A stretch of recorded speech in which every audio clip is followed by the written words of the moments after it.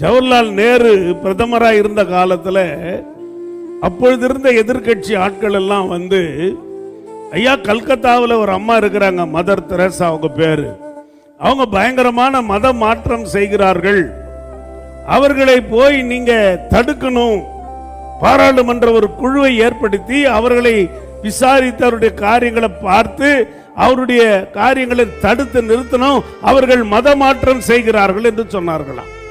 நடந்த சம்பவம். உடனே நேரு ஐயா சொன்னாரா, சரி வாங்க, அதுக்கு ஏன் குழு, நானே வருகிறேன், நம்ம எல்லாருமே போய் அங்க என்ன நடக்குது என்று பார்ப்போம்.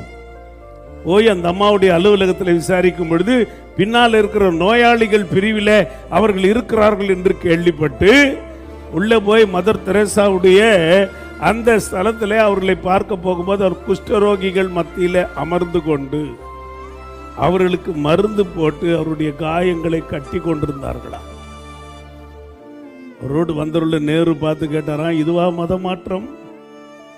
இதை நீங்க உங்க கட்சிக்காரங்க எல்லாம் வந்து செய்வீங்கன்னு சொன்னா நாளைக்கே இந்த அம்மாவை நாடு கடத்திடுறேன் அப்படின்னா பேச முடியாதபடி திரும்பி வந்துட்டாங்களாம். கிறிஸ்தவர்கள் என்பவர் நற்கிரியைகளை செய்கிறவர்கள். ஒரு ஆமேன் கூட காணும். அல்லேலூயா. நம்ம எத்தனை பேருக்கு உதவி செய்கிறோம், எத்தனை பேருக்கு நற்கிரியைகளை செய்கிறவர்களா இருக்கிறோம். கர்த்தருடைய பிள்ளைகளா இருக்கிற நம்ம இந்த உலகம் நற்கிரியை செய்கிறவர்களாய் பார்க்கிறது. உலகத்திற்கு வெளிச்சங்களாய் கர்த்தர் நம்மை வைத்திருக்கிறார். ஆமென்.